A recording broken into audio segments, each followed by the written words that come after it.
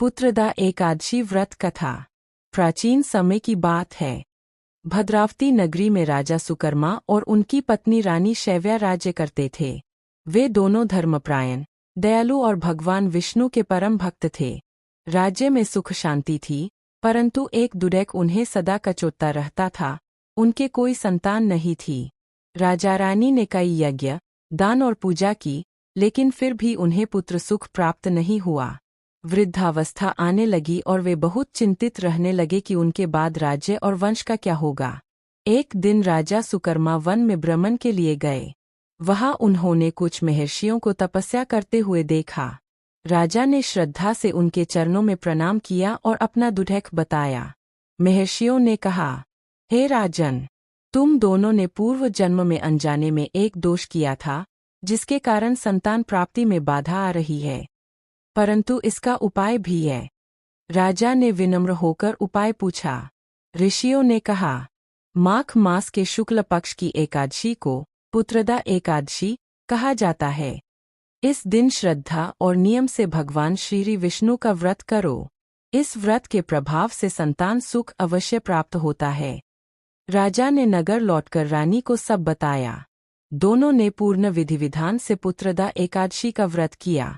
दिन भर उपवास रखा, भगवान विष्णु की पूजा की, रात्रि में जागरण किया, द्वादशी को ब्राह्मणों को भोजन कराया। भगवान विष्णु उनकी भक्ति से अत्यंत प्रसन्न हुए। कुछ समय बाद रानी शैव्या ने एक तेजस्वी पुत्र को जन्म दिया।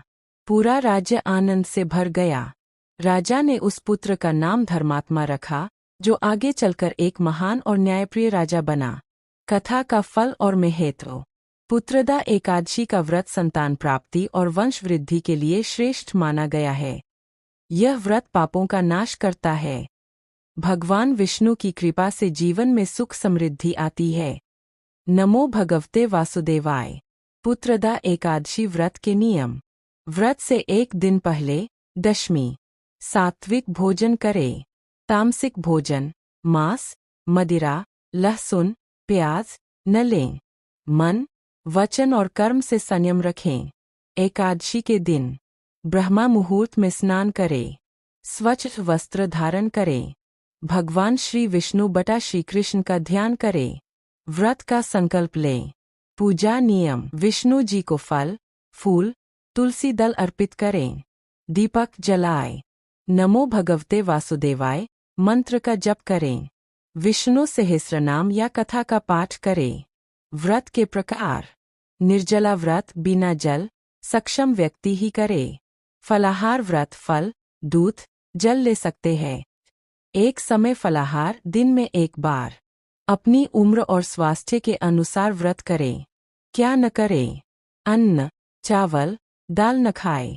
क्रोध, झूठ, निंदा से बचें। दिन में सोने से बचें। बाल और नाखून न काटें। रात्रि जागरण, भजन कीर्तन करें। भगवान विष्णु का स्मरण करें। द्वादशी के दिन प्रातः स्नान के बाद व्रत खोलें। ब्राह्मण या जरूरतमंद को भोजन दान दें। फिर स्वयं भोजन करें। व्रत का फल। संतान सुख की प्राप्ति, परिवार में सुख शांति, पापों का नाश और विष्णु कृपा। जय श्री विष्णु भगवान।